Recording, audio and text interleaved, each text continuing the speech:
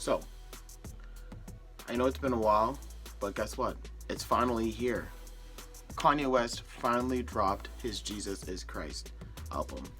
He said he was going to drop it at midnight. He ended up dropping it midday, October 25th. I listened to it maybe a full 5 times.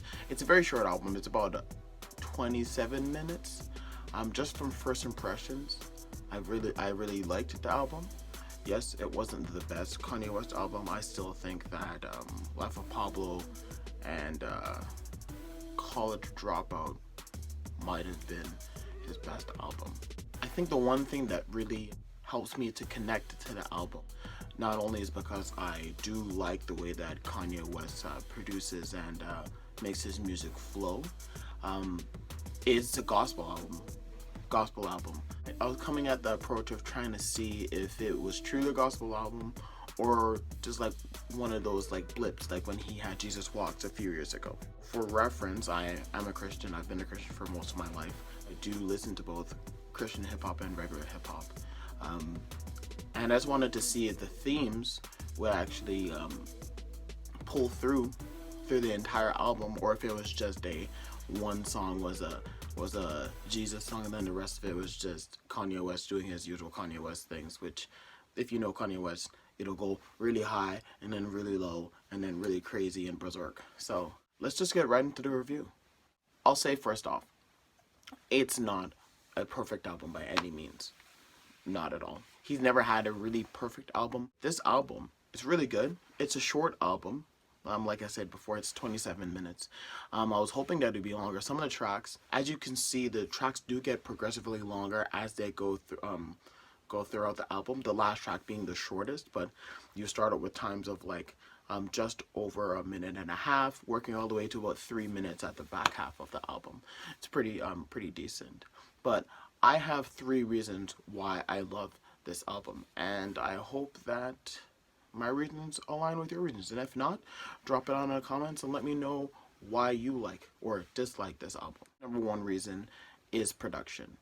My biggest fear was that it was going to sound like Kanye pulling back and not being himself.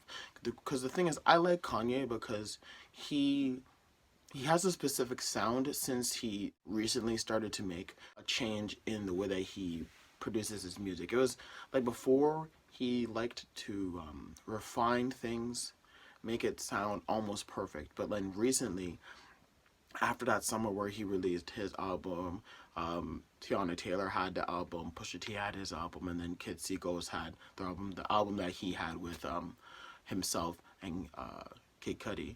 His music seemed, or it sounded like it was almost left to be just a little imperfect. The production is fantastic. It felt like there was no slacking, like the little bells and whistles. My favorite things about his production is when he ramps up and he does like it's quite hilarious. It kind of amps me up too. Also the sounds, the way that it would flow in between, it sounded really authentic. Even with the way that he's pulling between the genres of music, whether it was like those soulful moments all the way down to him pulling in the traditional gospel vibes but refreshing it with the way that he usually produces music. It's quite invigorating to hear on a gospel album. Yes, there are many artists that do that in the Christian hip-hop genre. You can hear a lot of those stuff on Lecrae's albums and Minyo's albums. You hear it a lot on like Triple, Tadashi, and onwards. But there's 11 tracks, so you can kind of pick and choose what you're listening to. Personally, out of the 11 tracks, I like half of the tracks. My usual like radar for liking an album is, out of the entire album, if I can like a third of the album, then I feel it was a successful album. There are albums that they're meant to be like masterpieces where it's a story going from beginning to the end, and then some that there's just supposed to be peace songs, like his last album, Life of Pablo. It felt like he was like writing on a notebook, and each song was a note specifically set for one thing. And this album, yes, it wasn't there was a overall theme of his relationship or his discovery of his passion for Jesus, But other than that, it was a lot about his struggles, whether it was the criticism of Christians, which he felt was going to come, or the criticism of his old fans who felt that he was being indoctrinated or brainwashed. Um, it was just interesting to see, and you could clearly hear through the production that he didn't want to give anyone a reason for blaming his change on that. Necessarily his life change, but the way that he sees music. Like, he's still a musical genius. I think he's quite extraordinary with the way that he produces things and he goes through things. But that doesn't change. It's just his perspective on life has changed. I would say the second reason why I like this album is because of the message. And like I was saying before, a few years ago, when I was just listening to Christian music, it was very polished. Recently, there's been a lot more gritty music, a lot more like testimonial is the way that I would describe it, where they were telling their story and how they got from point A to point B. Point A being when they didn't have Christ in their life and they felt that they were being influenced by whether it was negative friends or negative influences, and they came to a point where they're like, this is where I need to be and this is what I'm choosing to do. Making the small, either whether the significant or insignificant changes that caused them to be a better person at this point.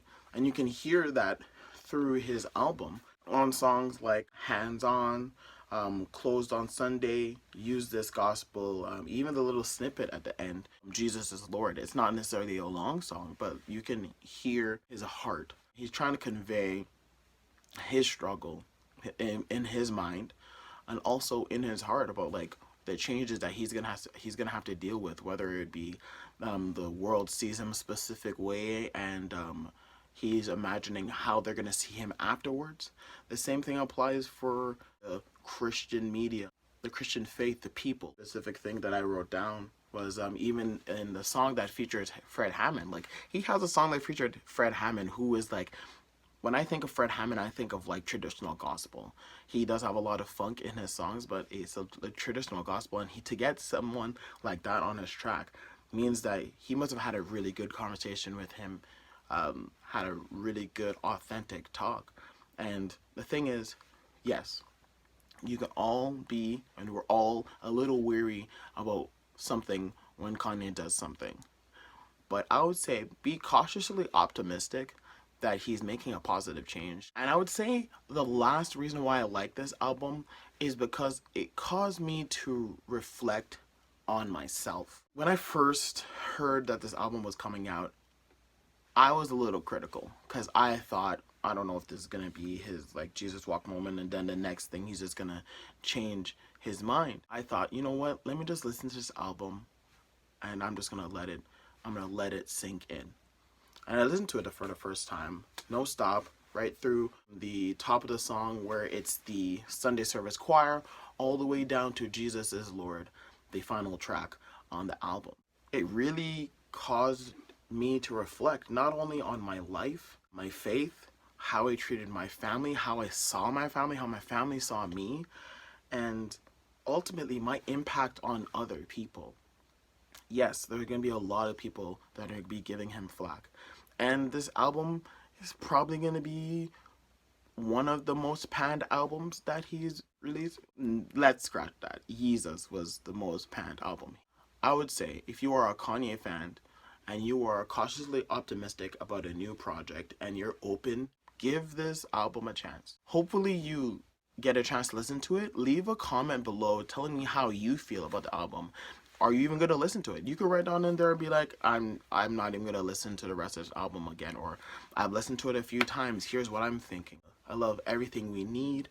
I love Hands On. Close on Sundays is currently my jam right now, and I love the little snippet at the end. Jesus is Lord. The way that it builds up, and I just wish it was a little bit longer, just like a little bit longer, but that's just me. If you like this video, push the thumbs up, comment down below. I will see you soon because as of now, I'm going to be posting videos every 2 weeks. When I was posting every week, I was scrambling to try and get stuff out, whether it be like my work schedule or my life schedule, and I really wanted to connect and make sure that I'm doing it right. So I've actually made an action plan of like what I want to do for the next few months. Hoping that you like it, you share it with your friends, and I'll see you guys in 2 weeks.